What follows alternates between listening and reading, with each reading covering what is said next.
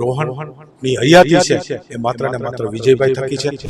2017માં મારા દીકરા રોહન જ્યારે વેરાવળ સોમનાથ ખાતે રેલવે અકસ્માત થયું હતું ત્યારે પોતાના દીકરાને અકસ્માત થયું હોય એ પ્રકારે મુખ્યમંત્રીશ્રીએ તમામ પ્રોટોકોલ બાજુમાં મૂકી અને મને અને મારા પરિવારને ખૂબ મદદ કરી છે। વિજયભાઈ આજે આપણી વચ્ચે નથી એનું એવું આજે પણ મારું મન માનવા તૈયાર નથી। પ્રદેશ પછી વાત કરી તો વિજયભાઈ કોમન મેન ખરા અર્થમાં એનો અનુભવ મેં પણ કરેલો છે। ગુજરાતના લોક લાડીલા પૂર્વ મુખ્યમંત્રી વિજયભાઈ રૂપાણીનું વિમાન દુર્ઘટનાની અંદર મૃત્યુ થયું, અવસાન પામ્યા તે બાદ હવે ત્યારે તેમના જે રાજકોટ ખાતે આવેલું મકાન છે, જે તેમનું ઘર છે, ત્યાં આગળ તેમની અંતિમ વિધિની તૈયારી શરૂ કરી દેવામાં આવી છે। તેમના જે નજદીકી નેતા છે તેમની સાથે તે અત્યારે અંતિમ વિધિની તૈયારીઓ કરી રહ્યા છે। તે અત્યારે તેમના નિવાસ સ્થાને પહોંચ્યા છે, ત્યારે તેમના ખૂબ જ નજદીક રહેલા તેમની નજીક રહેલા નેતા કમલેશભાઈ મેરાણી જે અત્યારે તેમના નિવાસ સ્થાને પહોંચ્યા છે, તેમની સાથે વાત કરીશું।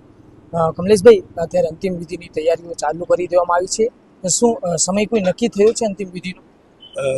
સમય હજી સુધી નક્કી નથી થયો। ડીએનએ ટેસ્ટ એની પ્રોસિજર ચાલી રહી છે। ડીએનએ ટેસ્ટ થાય પછી સાહેબનો પાર્થિવ દેહ જ્યારે પરિવારને સોંપાય ત્યારે હાલ એમનો પરિવાર ગાંધીનગર ખાતે છે, ત્યારબાદ એને રાજકોટ માદરે વતન આપણે કહી છીએ કે રાજકોટ કા બેટા ગુજરાત કા નેતા, ખરેખર રાજકોટની જેણે સેવા કરી છે અને આજે રાજકોટના વિકાસમાં જેનો ખૂબ મોટો મહત્વનો ફાળો છે એવા વિજયભાઈનો પાર્થિવ દેહ રાજકોટ ખાતે આવશે।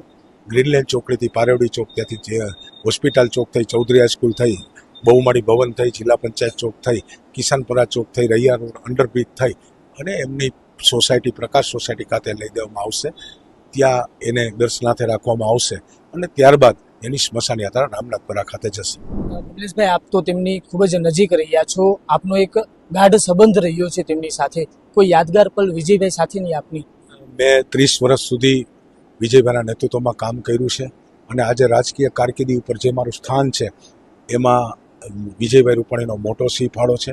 હંમેશા એવું કહેતા કે નહીં, લોકોના કામ કરો અને રાજકારણમાં આગળ વધો। જ્યારે જ્યારે વિજયભાઈ પાસે વાત કરી છે ત્યારે વિજયભાઈએ પૂરતા પ્રયાસ એ અમને આગળ કરવાના કર્યા છે અને મારી પોતાની રાજકીય કારકિર્દીમાં હું વિજયભાઈનો ખૂબ મોટો સિંહ ફાળો છે।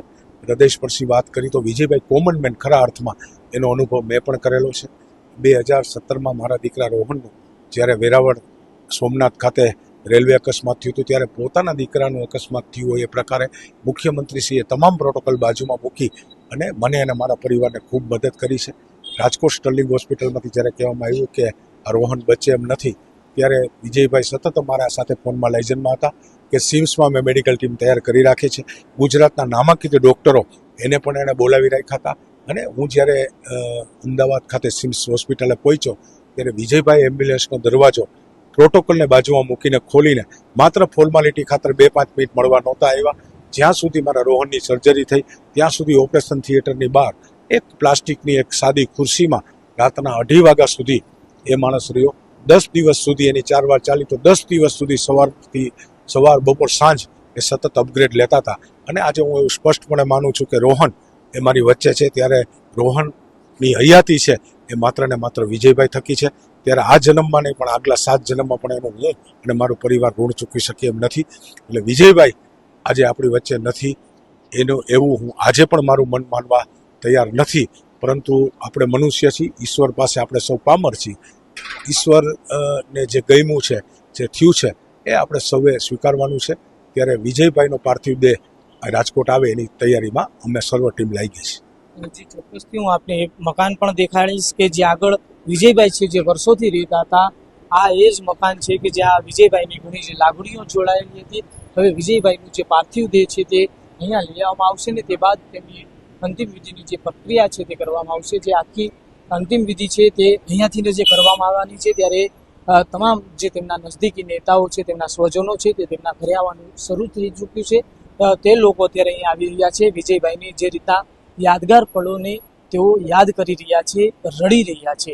ત્યારે તેમને લઈને જે મહત્વની વાત કમલેશભાઈ મેરાણીએ પણ તેમના જીવનના પ્રાસંગિક જે પ્રસંગોમાંની એક વાત કહી, ત્યારે તેઓ પણ તેમને યાદ કરી રહ્યા હતા અને અનેક જે નેતાઓ છે તે તેમની સાથેના જે પળો છે તે યાદ કરી રહ્યા છે અને અંતિમ વિધિની જે તૈયારીઓ છે તેમની અંદર લાગી ચૂક્યા છે। કેમેરા પર્સન મોહિત ભાયાણી સાથે Sahil Sappa, BS9 TV news, Rajkot.